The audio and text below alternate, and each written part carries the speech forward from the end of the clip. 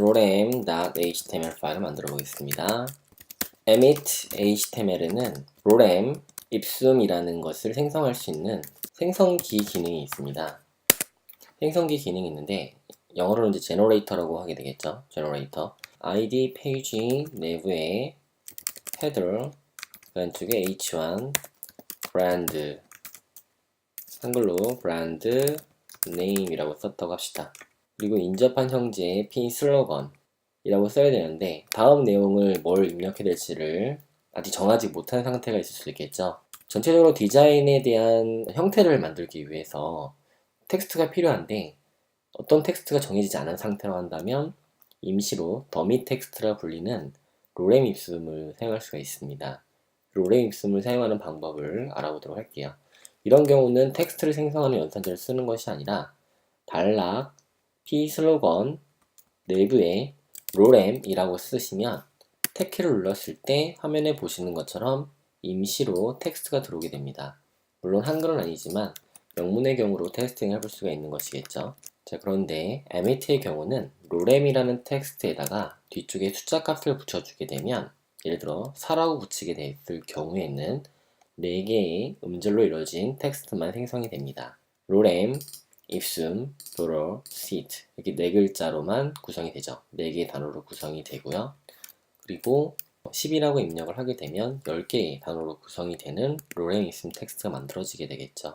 매우 간단한 걸 볼 수가 있습니다. 로렘 입숨 텍스트를 만드는 것이요.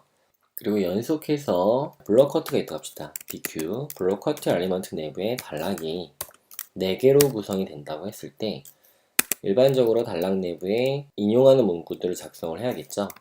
이럴 경우에 lorem 텍스트를 쓴다라면 내부에 자식 컨비네이터를 사용하시고 lorem이라고 쓰신 다음에 숫자 값을 입력하시게 되면 4개의 단락이 각각 다른 형태로 lorem 입숨 텍스트를 집어넣을 수가 있습니다. 매우 간단하고 어렵지 않은 그런 lorem 입숨, 즉 더미 텍스트를 사용하는 방법을 emit은 제공을 하고 있죠. 마지막으로 단락 내부에 클래스를 만들고 temp 텍스트라고 클래스를 만들게 되면 암묵적으로 요소를 emit은 생성을 합니다.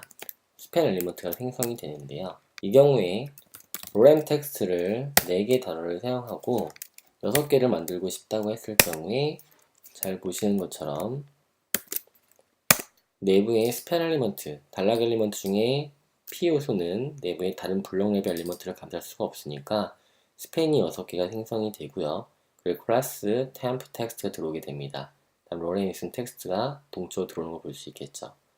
하나만 더 해보게 되면 another list에 navigation이라 만들도록 하고요. 그 안쪽에 lorem 텍스트를 입력을 해보겠습니다. lorem 텍스트를 10개 입력을 해보도록 하고요. 그리고 클래스 값을 넣는 거죠. 클래스 값은 list라고 써보도록 하고요. 5개를 만들어 보겠다 하고 탭 트리깅을 하게 되면 암묵적으로 another list 안쪽에는 list 아이템이 들어오게 되니까 내용이 임플리시트하게 생성되는 것을 확인할 수 있습니다. 꼭 반드시 이렇게 코드를 써야 되는 건 아닙니다. 앞서 우리가 공부했던 것처럼 UL 클래스 내비게이션 안쪽에 클래스 리스트를 만드는데 5개를 만들고 싶은 거죠.